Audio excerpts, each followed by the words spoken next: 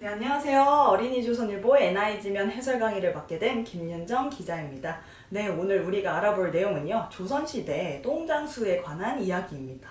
네, 그 당시 한양은요, 정말 곳곳에 똥이 넘쳐 흘렀다고 합니다. 네, 18세기 한양은요, 먼저 이 기사의 후반부부터 보시면 하수도가 제대로 갖춰지지 않아서 똥을 그대로 땅에 묻거나 뭐 이렇게 강에 흘려보내야 했다고 합니다.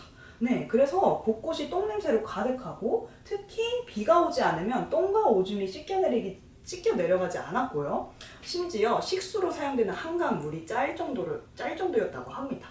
네, 이렇게 갑자기 똥이 마을에 이렇게 곳곳이 똥이 넘치게 되니까 똥장수들이 굉장히 많은 돈을 벌어들이게 됐어요. 그래서 1번 문제로 자연스럽게 넘어가 보시면 18세기 후반에 한양에 괜찮은 집 한 채를 1년 만에 벌어들일 수 있을 만큼 고소득자였다고 합니다. 네, 그래서 무시할 만한 그런 직업이 아니었다는 거죠. 네, 그런데 여기서 중요한 점은 18세기 후반에 이 똥장수가 돈을 많이 벌어들였다는 거예요. 그러면 18세기 후반에 어떤 일이 일어났을지 한번 봅시다.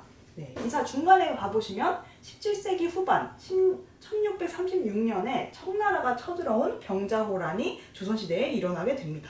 네, 병자호란은요, 조금 이따가 나중에 말씀드리겠지만 청나라가 쳐들어왔던 그런 전쟁이에요.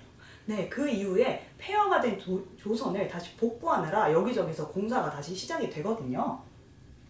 네, 2번 넘어가면서 설명을 해드리겠습니다. 조선이 전쟁으로 불탔던 그런 궁궐이나 성곽, 도로, 집 이런 거를 다시 지으려고 하다 보니 사람들이 엄청 많이 필요하게 됐어요.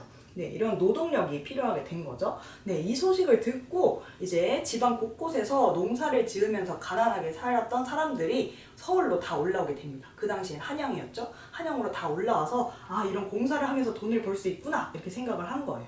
그래서 이제 한양에 사람들이 엄청 몰리기 시작하면서 한 5배 정도, 그 100년 만에 5배 정도로 인구가 불어났다고 합니다. 네, 그래서 40만 명 정도가 그 당시 한양에 살았다고 해요.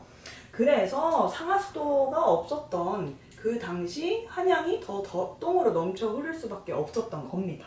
네, 심지어요, 인구가 갑자기 증가한 이유 하나 지금 말씀드렸죠. 병자호란 이후에 공사를 벌어들이는데 사람들이 필요했기 때문이다. 그리고 두 번째는요, 여러분들.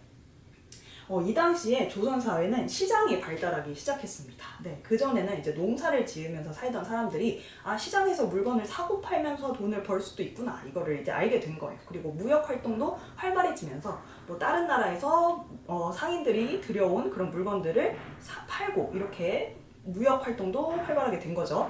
그러다 보니까 사람들이 많이 몰린 곳에 가서 물건을 팔아야 돈을 더 많이 벌 수 있잖아요. 그러니까 이제 상인들은 더 시장을 열기 위해서 한양으로 몰려들게 된 겁니다. 네, 그래서 병자호란 이후 노동력이 급증한 것과 두 번째 시장이 많이 발달하게 된 것이 조선시대 인구가 갑자기 증가한 이유 두 가지입니다. 네, 이렇게 적어주시면 되겠습니다. 네, 그래서 이 똥장수들이 그 당시에 그렇게 많이 돈을 벌 수 있었다고 합니다. 네, 그런데 이렇게 돈을 많이 벌었다고 하더라도 그 당시에 굉장히 좀 천대받았던 직업 중에 하나였어요. 그런데 여러분들이 이제 좀 이따가 교과서에서 보시게 될 사람 중 한 명인데요. 이제 연암 박지원 선생이라고 있어요. 그 조선시대 학자 박지원은 이 똥장수 중에 한 명인 어디 있죠? 엄행수라는 분에게 선생이라는 이름을 붙여줬다고 합니다. 예덕 선생이라 불렀는데 이 똥장수는 천한 직업이 아니다. 더러운 일을 한다고 해서 그 사람까지 더러운 건 아니지 않느냐. 이렇게 묵묵히 일하는 저 모습을 봐라. 너네들은 뭐 그런 적 있느냐. 뭐 이런 식으로 천대했던 그런 사람들한테 손가락질을 하기도 했다고 합니다. 네, 여기까지 여러분들이 기사를 읽어보셨으면 이제 3번 이제 여러분들이 활동을 해주시면 되겠는데요.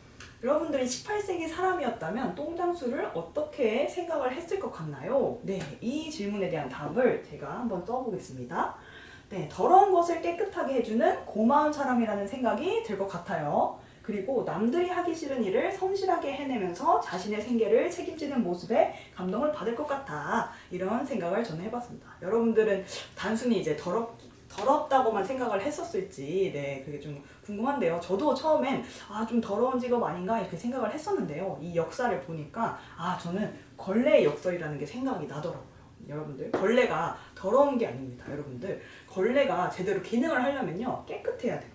걸레가 되려면 깨끗해야 됩니다. 그래서 이제 똥장수도 그런 거죠. 더러운 일을 하지만 걸레처럼 깨끗하게 다른 사람들과 다른 사람들의 뭔가 삶을 깨끗하게 해주는 그런 중요한 직업을 하는 거, 중요한 직업이구나 이런 생각이 들지 않을까 저는 그렇게 생각을 해봅니다. 네, 그리고 잠시 제가 아까 넘어갔던 PPT가 있는데요. 네, 병자호란 조금 더 설명을 해드리자면요.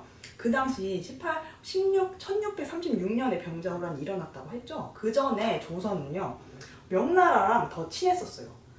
그리고 청나라는 조금 오랑캐의 나라다 이러면서 좀 무시를 했었는데요.